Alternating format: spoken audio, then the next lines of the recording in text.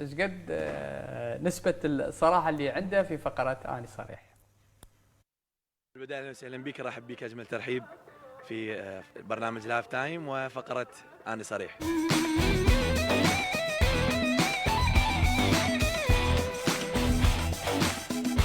صريح. صريح؟ شيء اكيد صريح. الهدف اللي بديت تخطط له؟ كل شخص ولا كل له هدف وطموح، وانا ان شاء الله هدفي ان امثل المنتخبات الوطنيه باحسن صوره. مضروب من المعلم؟ كل شخص يمر بهذا الموقف.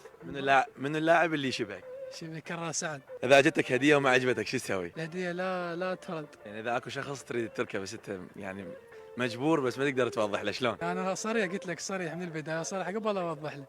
شلون تتصرف ويا الناس الحشرية؟ شلون ما تقول اتجاهلهم. زين شنو الموهبة اللي عندك غير الرياضة؟ كرة التنس جوكوفيتش. غير 3 أشياء بحياتك، ايش راح تغير؟ ما جات على بالي. الموبايل مثلا؟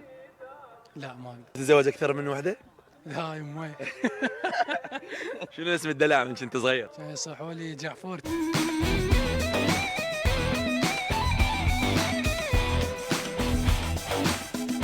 شكرا جزيلا لك.